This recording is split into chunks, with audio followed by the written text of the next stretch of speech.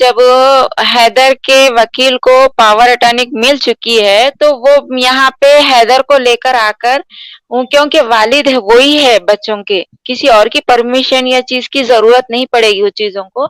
हैदर को लेकर आकर इस बच्चों को यहाँ की गवर्नमेंट से बात कराकर यहाँ से परमिशन लेके बच्चों को लेके जाने की बात करने का, क्योंकि सारे लोग सिर्फ बच्चों को लेकर उनके फ्यूचर को लेकर ही बात कर रहे हैं। सीमा गई भाड़ झोंकने के लिए, सीमा से हमको कुछ भी नहीं है। वो बच्चे अलग हो जाएंगे जब सीमा का जो होना है, गवर्नमेंट जो करना है, कोर्ट जो करना है वो करेगी। इसमें ना उसकी फैमिली नहीं बल्कि दूसरे लोग भी इन्वॉल्व है इसमें। और जहां तक एक देखा गया तो गवर्नमेंट से एक हिसाब से, मोदी जी के एक हिसाब से मैं बता रही हूँ आपको, जो इसके ऊपर एक्शन नहीं ले रहे हैं, और योगी जी भी जो कुछ नहीं बोल रहे हैं, सिर्फ एटीएस वालों के ऊपर ढकल दे रहे हैं। तो इसमें कहीं ना कहीं हमारे मिनिस्टरों का भी हाथ है अंदर से। हम बस यही सोचे, हर बात पूरी जाके घूम फिर के वहीं पे आ रही कि गवर्नमेंट इसको यहाँ से क्यों नहीं निकाल रही। आप ये सुनिए, ये समझिए आप, वो अगर गवर्नमेंट को अगर बच्चों को लेना रहता था, हमारे पास यहाँ पे गवर्नमेंट बच्चों को माँ बाप से हटा के किसी का ने ले नहीं सकती, क्योंकि माँ बाप अगर नहीं रहते तो वो बात कुछ और थी। माँ बाप है, जैसे कि अब ये इंडिया में माँ है, पाकिस्तान में बाप है, तो वहां से तो उतनी दूर से तो इधर लेकर आई है वो। अब तो यहाँ पे तो माँ का नहीं है, माँ जैसा देखे वैसा कोई नहीं देखती। गवर्नमेंट हमारी पहले ये चीज को देखती है, इसलिए वो बच्चों को उससे दूर नहीं कर रही। कुछ दोस्तों का, कुछ सोर्सेस से हमें पता चला है कि सीमा हैदर गुलाम हैदर को छोड़कर जब ये गई है, दुबई गई है, दुबई से नेपाल गई है, तो नेपाल से जब ये भारत दाखिल हुई है तो ये परमानेंटली तौर पर नहीं गई थी। ये टेम्परेरी 15-20 दिन के, 10-15 दिन के विजिट टूर के लिए गई थी, ताकि कुछ देर उसके साथ गुजारने के बाद ये वापस आ जाए। तो ये एक चीज समझ से बालातर है, क्योंकि इससे पहले भी ये जाती रही है और इसका प्लान ये है कि कुछ दिन वहां पे गुजारेगी और कुछ दिन गुजारने के बाद ये वापस आ जाएगी। लेकिन किसी ऑथेंटिक सोर्स ने मैं ये बताया कि ये, और इसका प्लान दुबई में मुलाकात करने का, जैसे ये पहले करती रही, क्योंकि ये पहले भी जाती थी और मुलाकात करके वापस आ जाती थी। वहां पे दुबई की वीडियोस भी आप लोगों ने देखी, और अब की बार भी इसका यही प्लान था। लेकिन बैकडोर सोर्सेज से हमें जो है वो पता चला कि सीमा हैदर जो है ये अब की बार भी इसी तरह से गई थी, लेकिन वहां पे इसको ट्रैप कर लिया गया और इसको इस तरीके से ब्लैकमेल किया गया, या जिस तरीके से भी, और इसको वहां से फिर 4 बच्चे लेकर भारत दाखिल होना पड़ा। और वहां पे जाकर ये फर्दर जो चीजें हैं जो आगे जाके हो रही, अब इसमें क्या सच्चाई है, क्या फसाना है, ये तो पता चलेगा एटीएस की जांच के बाद, कि एटीएस इस पहलू को भी देख रही है, वो बताएगी कि ये जासूस है, ये अगवा था, ये ट्रेसपासर है, ये क्या है। लेकिन एक नया पहलू इस केस में वो सामने आ गया, और उसके कुछ चीजें समय में आती हैं। जैसा कि सीमा हैदर जब घर से बाहर निकली है तो इसने अपने बच्चों को तमाम तर पड़ोसियों से मिलवाया है, जो क्लोज रिलेटिव हैं उनसे उनकी मुलाकात करवाई है, और जो घर का मालिक मकान है अपने घर को अच्छे तरीके से साफ करके लॉक करके गई है, ठीक है, जहाँ पे ये रेंट पे रह रही थी। और घर का जो मालिक मकान है उससे यही कहा है कि वो 10 से 15 से 20 दिन में वापस आ जाएगी।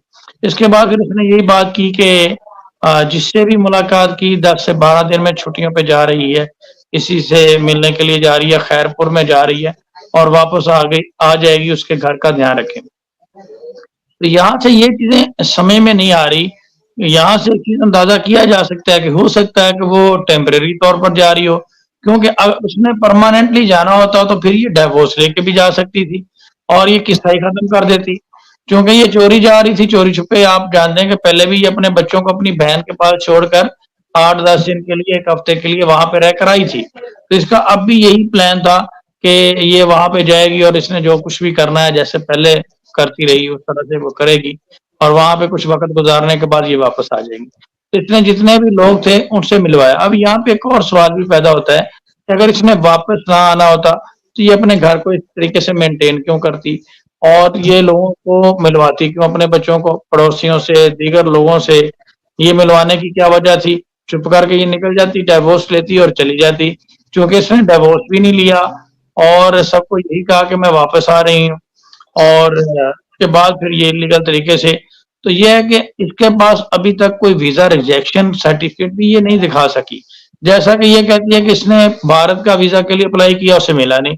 तो इस तरह का कोई एविडेंस वो नहीं दिखा सकी कि उसने भारत का वीजा अप्लाई डायरेक्टली किया हो। अभी तक उसने भारत का वीजा अप्लाई ही नहीं किया, ठीक है। उसने तो वीजा अप्लाई किया था दुबई से चलेगी नेपाल। अगर उसने भारत जाना होता तो वो चाहे रिजेक्ट होता चाहे एक्सेप्ट होता, वो वीजा तो अप्लाई करती भारत का, लेकिन उसने क्यों नहीं किया? क्योंकि वो दुबई जाना चाहती थी, दुबई से नेपाल चलेगी और नेपाल से भारत पहुंच गई। तो ये सारी चीजें शक के दायरे में है, चाहे वो वीजा रिजेक्ट ही हो जाता, लेकिन वो अप्लाई करती तो वो दिखाती कि जनाब ये देखे मैंने कोशिश की थी लेकिन मेरा वीजा रिजेक्ट हो गया, इसलिए मैं इलीगल तरीके से यहाँ पे प्यार की नैया पे चढ़ने के लिए यहाँ पे आ गई। लेकिन ये कहानी मजीद कॉम्प्लिकेटेड हो गई है और डाउटफुल हो गई है ये बातें देखने के बाद। अब दूसरी जानब ये भी देखा जा रहा है कि जो है वो मकान बेचकर चली गई। अब मकान क्यों बेचकर गई, ये भी सारी चीजें हैं। क्या दुबई में इसका कोई बड़ा प्लान था, क्या था? तो ये बहुत सारी चीजें हैं जिसको एटीएस को देखना होगा। साथ ही साथ एक लेटेस्ट अपडेट ये है कि भारत में मौजूद कविता सिस्टर और इन तमाम लोगों से गुलाम हैदर ने राब्ता किया है और उसने कहा कि वो भारत के 5 इदारे विजिट करेंगे, जिसमें एटीएस है और कुछ इदारे हैं जिनसे वो रुजू करेंगे और अपने इसी तरह के पॉइंट्स और तहफ़्फ़ुज़ात उनके सामने रखेंगे ऑन बिहाफ ऑफ गुलाम हैदर के वो इन चीज़ों को एड्रेस करें और इन चीज़ों को देखें। तो अब इस हवाले से भी अपडेट है। तो ये भी एक चीज़, ये भी एक पहलू आप लोगों के सामने है। अभी इसने जिस तरह से घर से ये निकली है सारी चीज़ें, झूठ बोलकर निकली है सबको, चोरी चुपके से निकली है, तो इसका ये प्लान हो सकता है कि ये चोरी छुपके से जाएगी और मुलाकात करके वापस आ जाएगी। ये वजह समझ में आती है, क्योंकि अगर इसने छोड़कर जाना होता तो इसको क्या ज़रूरत थी सब लोगों को लेने एक्सक्यूज़ बनाने की, क्योंकि इसने तो किसी को दोबारा मिलना ही नहीं था। तो ये झूठ बोल के भी चली जाती तो किसी को कौन-सा पता चलना था। इसने सबको यही कहा, सबको अच्छे तरीके से मिलकर आई है, वहाँ से तमाम लोगों से मुलाकात करके आई है। अच्छा एक चीज़ और है जो समय से पहला जा रहा है कि सीमा हैदर के वहाँ पे मामू मौजूद हैं, चाचू वगैरह मौजूद हैं, पूरी फैमिली मौजूद है। उनमें से कोई शख्स सामने नहीं आ रहा। उनमें से कोई शख्स जो है वो आवाज़ नहीं उठा रहा, कोई बात नहीं कर रहा है इस हवाले से। तो ये भी एक इस केस का एक नया पहलू है कि वो लोग क्यों नहीं सामने आ रहे? उनकी भी समझ से बाला दर है और वो आज सीमा हैदर के मालिक मकान है, जिस तरह से गुलाम हैदर ने रिवील किया डिजिटल मोशन चैनल पे उसने जाके ये चीजें रिवील की कि वो मालिक मकान के पास उसने पैसे रखे होते थे और लास्ट टाइम तक भी उसकी गुलाम हैदर से मुलाकात होती रही। तो ये इससे साबित होता है कि वो गुलाम हैदर को परमानेंटली नंबर ब्लॉक करके गायब भी हो सकती थी, लेकिन उसने ये कहा कि वो मैं घर में हूँ, मैं वापस आ जाऊंगी और तमाम लोगों की उससे मुलाकात की ताकि उन लोगों को 10-15 दिन बाद वो आके मिल सके। तो बाद में फिर वो गायब हो गई और बाद में पता चलता है कि वो पहुंच गई है नेपाल बॉर्डर के जरिए भारत पहुंच गई है। तो एक चीज और है मर्चेंट साहब, इसमें फिर कविता सिस्टर को भी मौका देते हैं कि ये जो कविता जी बोलिए। जी जी, ये जो 4 से 5 मोबाइल थे इसके पास, सीमा हैदर के पास 5 मोबाइल थे। उन 5 मोबाइल से सचिन के अलावा ये भी कहने को आया कि वहां पे कुछ आर्मी ऑफिशियल से, कोई हाई ऑफिशियल से जिसके साथ उसका राब्ता होता रहा। तो वो लोग कौन थे, उनमें से बड़ी शख्सियत कौन थी, उसको अभी तक उसका नाम सामने नहीं है। तो ये जो आपने बात की सचिन तो वहां पे नहीं था, तो वो अगर जो 5 मोबाइल है उनका डाटा देखा जाए तो वो उसमें से भी चीजें बहुत सारे क्लू मिलेंगे। जी हाँ, ये बच्चों के लिए जो बात चल रही है, ये बच्चों को तो इसीलिए ढाल बना के यहाँ पे बच्चों के उसके इस वजह से तो रुकी भी है वो। बच्चों को उसके तरफ से दूर कर देंगे वो और दूर होने नहीं देगी वो, क्योंकि इसलिए उसने पहले धमकी दी है ये चीजों की कि बिल्कुल बच्चे सही या मैं अगर यहाँ से चले जाएंगे तो या हमें निकालेंगे तो हम लोग एक जहर खा के मर जाएंगे, बच्चों को मार दूंगी। और ये रहा सवाल बच्चों को, अगर इससे अगर पहले ही अगर बच्चों से कुछ लगाव नहीं रहता था तो ये बच्चों को नहीं लेके आती थी, ये ढाल बना के लेके ही है। मैंने ये बात पहले भी कही थी, इंडिया में बच्चे सिर्फ इसकी ढाल बन के है बस, और कुछ नहीं है।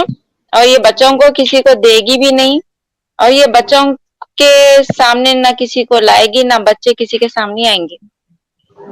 इसका यही है इसका। और ये जो पूरे बातें जो है ये सिर्फ केपी सिंह के कहवे हैं। आप दो चीज इसमें समझिए, माँ बाप अपनी परमिशन से किसी के दूसरों को देने की बात कुछ अलग है। यहाँ पे ये क्या बात रखी, बच्चों को या फिर मेरे को इस मुल्क से निकालेंगे या फिर दूर करेंगे तो मैं बच्चों के संगात अपने आप को भी जहर देके खत्म कर लूंगी। ये यहाँ पे ये बात चली ने, इसने ये डर बिठाया सबको, इसने ये चीज की है। यही तो बात मैं आपके सामने रखना चाह रही हूँ कि बच्चों को जो सो वो ढाल बना के इसीलिए यहाँ पे इंडिया में है, और हमारी गवर्नमेंट उसके तरफ इस वास्ते तवज्जो नहीं दे रही। अगर उसे निकालना है पहले इस बच्चों को उससे अलग करना होगा, क्योंकि बच्चे यहाँ के मुल्क के नहीं है, पाकिस्तान की मुल्क के बच्चे है वो, उसका बाप वहां है। अभी तो मैं वही तो बात को बोल रही हूँ कि इसमें हमारे मिनिस्टर लोगों का भी हाथ है अंदर से, इसीलिए तो वो लोग खामोश बैठे हुए पे लेबल लगा के। ये भारत के अंदर इलीगल आई है, इसका भी क्राइम है, और जबकि कहते हैं यूपी में क्राइम वाले के लिए तुरंत उसके लिए एक्शन लिया जाता है, इसके लिए क्यों नहीं एक्शन हमारे योगी जी उठा रहे हैं? नहीं तो जब मिनिस्टर लोग जब अंदर से खामोशी में काम करते हैं ना, तो वो कुछ भी उनके लिए गलत नहीं होता है, वो सही होता है। जब पब्लिक करती है तो तब गलत दिखता है वो लोगों को, तो उनका यही कहना है। हमारे गले पर भी तो तलवार लटकी हुई है, हम लोगों के साथ भी कुछ गलत हो सकता है ना। हाँ तो अब अपन बोलने वाले जितने भी लोग हैं पूरे उनको दिखाई नहीं दे रहे, सुनाई नहीं दे रहे, बस सीमा ही देख रही है। ऐसा है तो मोदी जी आप अपने घर में लेके जाके रख लो उसको, योगी जी आप आपके आश्रम में ले जाके उसको रखो। नहीं, मोदी जी को दौलत है, हर चीज है। हम लोग ही तो मोदी जी को, योगी जी को, जो जितने भी मिनिस्टर हैं, प्राइम मिनिस्टर हैं, हम ही लोग तो उनको वोट देकर हम ही लोग तो लेकर आते हैं, तो हम लोगों की आवाज तो सुनना चाहिए ना। हाँ, नहीं सुनेंगे, बस हमारा काम वोट देके उनको खामोश बिठाना है, ऊंचाई पे ले जाके। उसके बाद में वो ऊंचाई पे बैठने के बाद उनको किसी की आवाज सुनाई नहीं देती, किसी को कोई दिखाई नहीं देता उनको, बस तो उनकी अपनी सेफ्टी दिखाई देती। करना है क्या? नहीं, मोदी जी योगी जी को हम जैसे गरीबों का सुपड़ा साफ करना है क्या? इतने तो झूठे बातें बोले, अभी क्या और क्या बोल लेंगे मोदी जी मुंह से, इतने तो झूठे बातें बोल चुके हैं, वो एक भी तो चीज सही नहीं करे। नहीं, हम तो मोदी जी से कह रहे हैं, हमें आपका गेहूं नहीं चाहिए, हमें आपका चावल नहीं चाहिए, हमें शक्कर नहीं चाहिए, सीमा को यहाँ से भगा दो बस, हमको तो ये चाहिए। आप चावल की बात कर रहे हैं, वो चावल दिखने भी नहीं देते। आप 5-5 लाख रुपए उन्होंने अकाउंट में डालने की बात बोले, कभी दिखाए 1 रुपया भी नहीं डाले उन्होंने। नहीं, अभी यूट्यूब पे कल ही उन्होंने यूट्यूब पे ओपन किया है कि देखिए आप देखिए, दिखाने वाले और बताने वाले बहुत अलग अलग लोग होते हैं। जो दिखाता है वो करता नहीं है, जो करता है वो दिखा के करता नहीं है।